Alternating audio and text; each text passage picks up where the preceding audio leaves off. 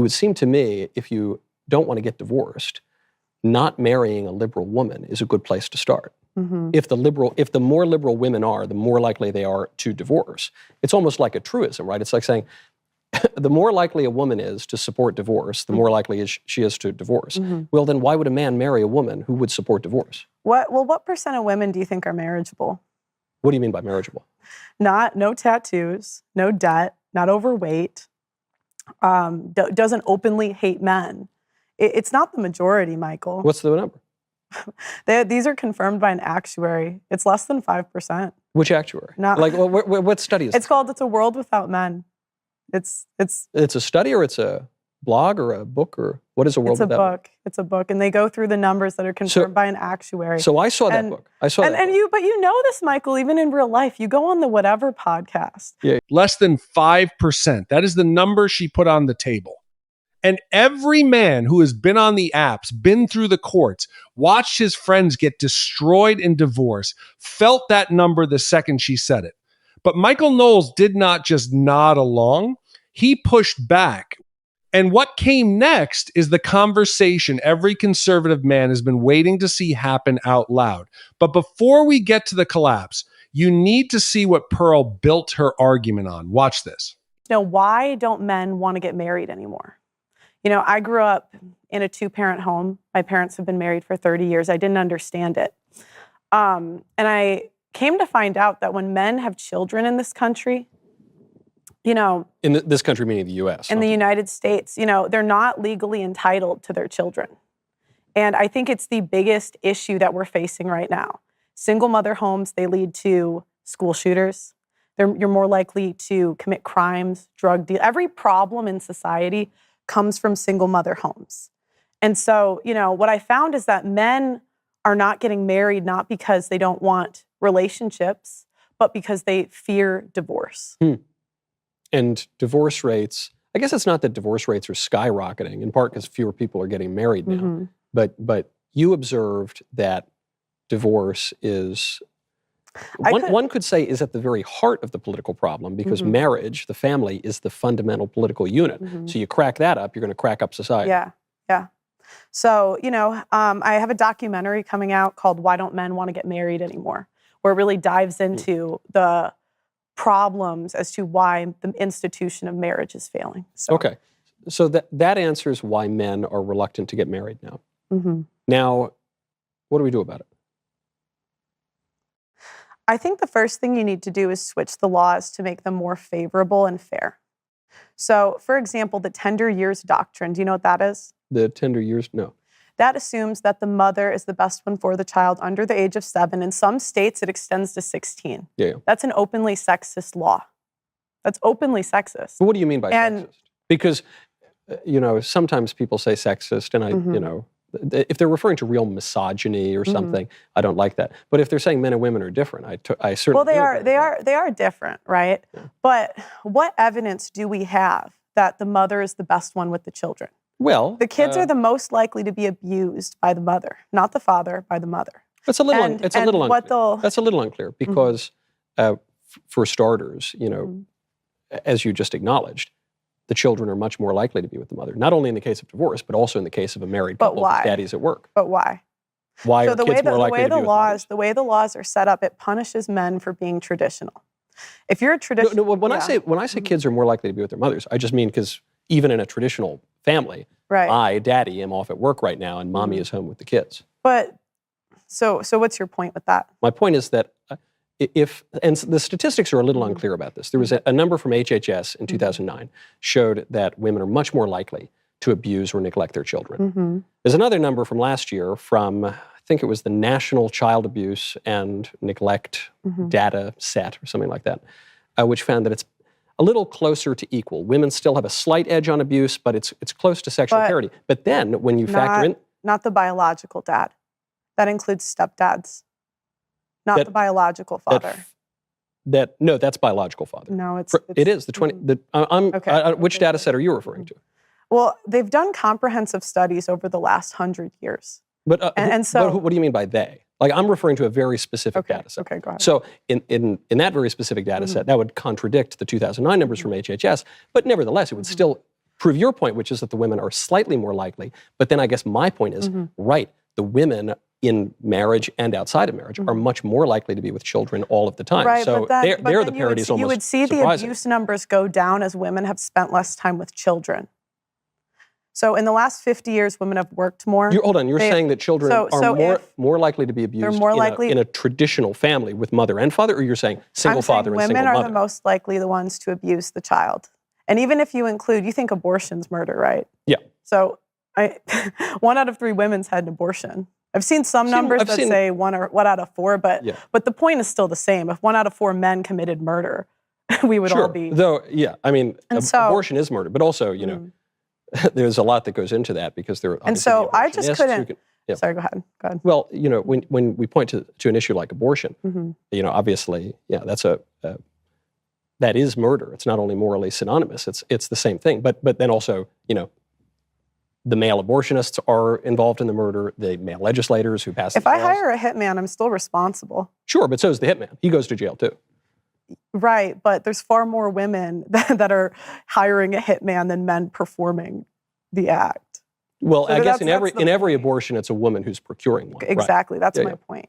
And so my point is that law is openly sexist. It's sexist, but men and women are different. So shouldn't it be sexist? Meaning, when a little baby calls out, a little baby is calling out for mommy, not daddy. Now, I'm not saying this is good. I think divorce is unacceptable in pretty much every circumstance. But if there is going to be a divorce, it would seem natural for a little baby to be with the mother rather than... Everything Pearl just laid out is real. The Tender Years Doctrine is real. 90% female custody is real. Men being financially punished for being traditional providers is real. Divorce being filed by women 70 to 80% of the time is real. Single mother homes driving every social pathology in America is real. Pearl is not making any of this up, and she is not exaggerating. The conservative man watching this has either lived it himself or watched someone he loves go through it. And here is where the debate gets fascinating, because Michael Knowles agrees with all of it. He does not push back on the statistics. He does not defend the divorce courts. He does not tell men the system is fair. He agrees the laws are terrible and need to change. So then what exactly are they disagreeing about?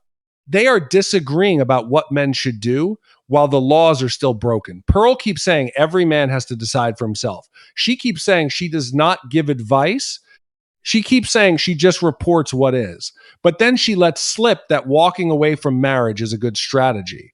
And Michael catches it every single time. That is exactly what the next clip is. Pearl cannot escape her own logic, and Michael will not let her. If you have not subscribed yet, hit that button right now, because what is coming is the moment the whole debate collapses in on itself. And it's the saddest thing when you see a man that's going through a divorce. So what's the alternative, though? Because I totally agree with you about the risk and the pitfalls of modern marriage. Well, I think that the laws need to change first, because regardless of what I say, before people get married? Well, it's not about what I say. It's about what people will do. You guys have been preaching marriage for a decade. Men aren't signing up. No, men aren't. The rate of but the rate of getting married is going lower. Right, but we also men are getting married. We redefined marriage at the federal levels. Correct. We've also had divorce for 50 years. Correct. No, you're right. You're correct. But I'm saying laws need to change. Personally, if it was Pearl's world, yes. And I think you're probably going to have to find somewhere that meets in the middle for something to pass. But if it was Pearl's world, I wouldn't have alimony. I wouldn't have child support. I don't think you're entitled to it. Yeah, I would certainly eliminate no-fault divorce, and I would greatly restrict divorce broadly. Yeah, but I think until you do that, you're going to have a hard time getting men to sign up, until women get in shape. Sure. If 70% of women are overweight, that's not a great sell to men. But okay, so 80% of women gain 20 pounds in the first 5 years of marriage. Sure. Yeah, that's no good. They should stay fit. You should stay fit. Well, no, they should gain a lot of weight to have children. They should gain so much weight Come on. because they're having children. But this is my point. You know, you're not going to appeal to men by shaming them into marriage. I'm not shaming anyone. I'm just recommending. But I've heard because you it's a guys say natural things institution. like you're not like a real man if you don't get married. I've heard this from the TradCon camp. That's not exactly true because Okay, some men go are ahead. called to religious life. Some men are called to celibacy. Right. But the okay. ones who are not are called to marriage. Not merely because it's sort of fun, though it's fun, but because it's a natural institution. Because men have certain ends. We have certain goals, right? So one of them would be we want to have children. This is not just a preference, you know, de gustibus non disputandum est. This is an aspect of the natural law. Don't you think they should follow their purpose in God first? That is part of their purpose. Okay. No, I don't think so. That's what do you mean? I don't think men's purpose is women. I think men's purpose having children certainly is would be part well, of it. why? Why is that their purpose? Even the Apostle Paul said it's better to be alone, or not the Apostle Paul, but it's Apostle even in Paul was celibate, yeah. But well, to mention sorry, I'm getting the Apostle Paul is celibate. You know, Yeah. but since you mentioned Christianity, right. it's important to remember our Lord is the bridegroom. The church is the bride. So from the Christian perspective, marriage is understood to be a symbol of Christ's love for his church. Now, that's the supernatural But that's not perspective. how it's practiced today. In some that's the quarters point. it is. But you can say my special religion. Here's the exception. It's not across the No, my board. true religion Okay, that okay, well, built our entire civilization. That's what I'm talking. It's I'm not a some Catholic eccentric. too. I'm a Catholic too. But Well, I'm you just cannot- describing to you the Catholic view of marriage, Yeah. which is different than the view you're But it's not the way that Catholics are doing it. If we have 25% getting divorced, that's not a small number. Well, it's not And the way just that 25% are doing it. It's Or 30. even It's really 35%. 35. Yeah. But I try to be conservative because I don't want to go back and forth. You know. But to that point, Pearl, you know, Yeah. Joe Biden calls himself a practicing Catholic. He supports killing infants in the womb up until the moment of birth as a matter of law. So, you know. But we get into a tricky territory when you get to play God and decide who's a Catholic and who's not. I'm not playing God, and I don't decide the magisterium. Okay. But the deposit of faith does, the magisterium does, sacred scripture does, the vicar of Christ does, and on this point, all are clear. And by the way, I'm not even talking about marriage necessarily from a supernatural perspective, though I certainly view it that way. But there's also the natural perspective, which is that there is, you say men should follow their purpose and should follow God. I of course agree. So how do we know our purpose? Men have what? We have the scriptures, we have revelation, but we also have our conscience and reason. And so there's something called the natural law. And the natural law inclines us toward marriage. Men and women are, by our very nature, inclined toward marriage. You would disagree? No. You wouldn't. Well, so there you go. No. There you have it. Well, sort of. I think men. Sorry. I think that in the current market, there are just not enough wives to go around. There are not enough wives to go. Women that deserve to be wives. In my opinion. Okay. Sure. You'd agree on that, right? Well, I don't. Like so. I don't know exactly what you mean by that. Maybe I would agree, but I don't Okay. know exactly what you mean by it. Okay. Do you think men should have standards? Yes. Do you think it's okay for them to want a woman that's in shape? Do you think that's an okay standard? Good. Yeah, it's good. Okay, a girl that's religious. Would you say very that's good? Okay. Necessary. But that's not the majority. That's not the majority. So what are men supposed to do in the meantime? They're supposed to convince the women to get in shape and get religious. Good luck. I've done it for a year. Good luck. You haven't had, That's but maybe the men would be more persuasive than you would to these women. Good luck. I don't know. Did the OnlyFans models quit that you interviewed?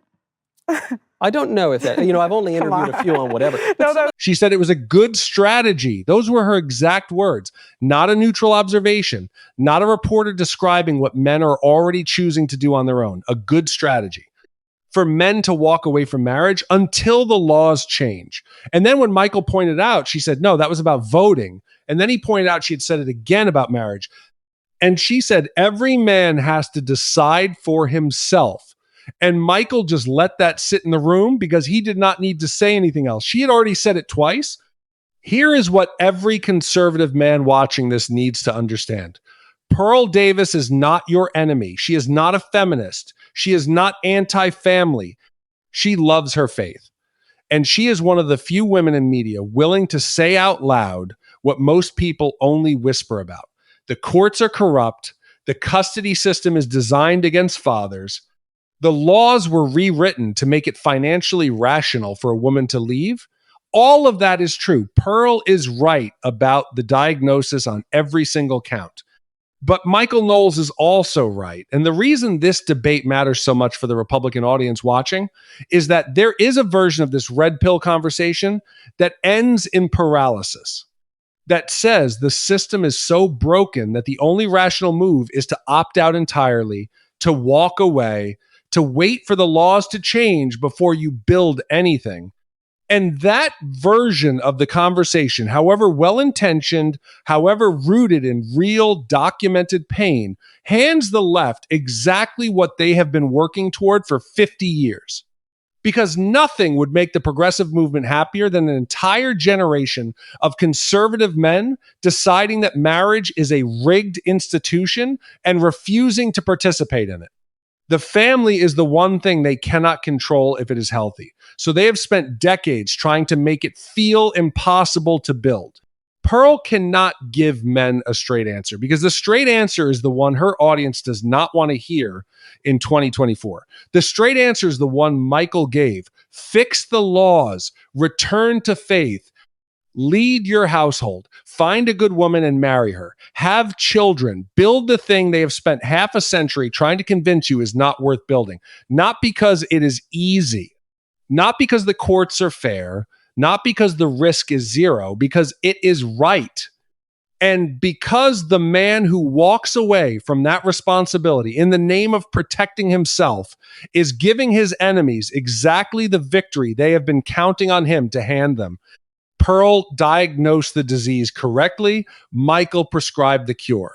And somewhere between the two of them is the conversation every conservative man in America needs to be having with himself right now.